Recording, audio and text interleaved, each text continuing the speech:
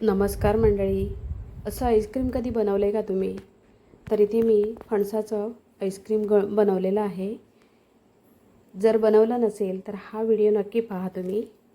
तर इथे मी आईस्क्रीम दाखवत आहे. किती मस्त कलर आलेला आहे, खूप छान ओरिजिनल कलर आहे.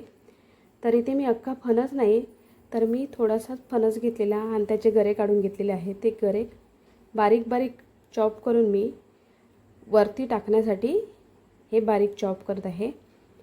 तर बघा किती बारीक. तर इथे मी फणसाचे गरे घेतलेले आहेत अख्खे आणि चॉप केलेले फणसाचे गरे पाहू शकता तुम्ही. तर हे मध्ये मध्ये दाताखाली आले की खूप छान लागतात, त्यासाठी मी असं केलेलं आहे. पाहू शकता तुम्ही.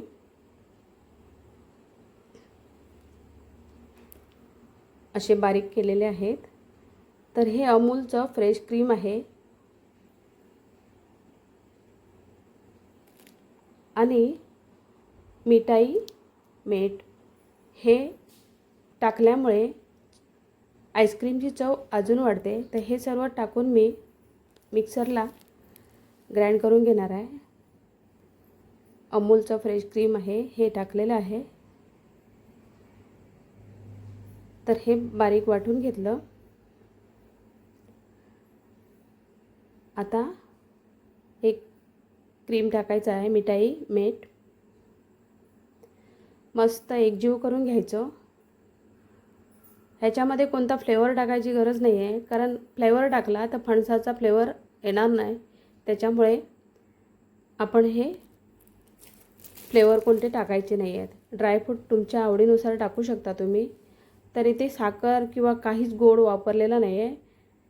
तर मिठाई मीठनेच खूप छान आईस्क्रीम झालेलं. आता त्याच्यावर हे फणसाचे बारीक चॉप केलेले गरे टाकले आहेत. थोडंसं ड्रायफ्रूट तुमच्या आवडीनुसार टाकू शकता. तर इथे मी पिस्ता घेतलेले, 2-4 बदाम घेतलेले आणि थोडेसे काजू.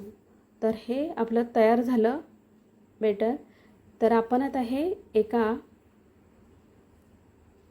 मटक्यामध्ये आपण हे टाकून ठेवूया. फ्रीजमध्ये ठेवायचं आहे हे 3 ते 4 तासासाठी. तुमच्याकडे वरती पेपर लावतात सिल्वरचा, तो जर नसेल तर जुगाड दाखवते मी तुम्हाला. ही प्लॅस्टिकची पिशवी, ही कित्येक वेळा मी असंच करते आईस्क्रीम करायचं असेल तर. पहिल्यांदाच व्हिडिओ बनवला आहे मी, घरच्या घरी मी आपलं बनवत होती.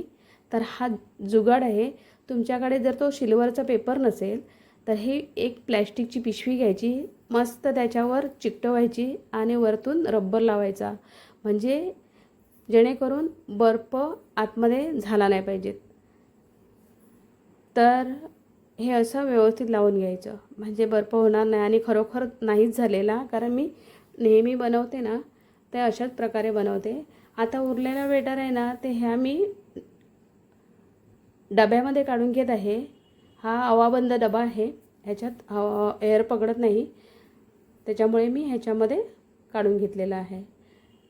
आणि त्याच्यावर पण वरून मी थोडेसे बारीक चॉप केलेले फणसाचे गरे टाकत आहे.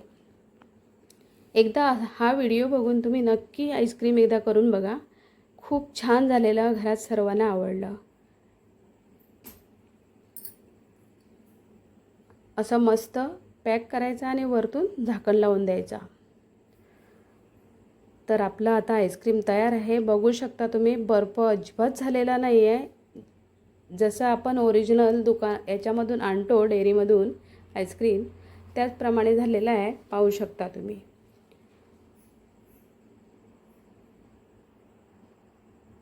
एकदम भारी झालेलं आहे, यम्मी. तर सर्वांना आवडलं. फणसाचं आईस्क्रीम हे मी पहिल्यांदाच बनवलं.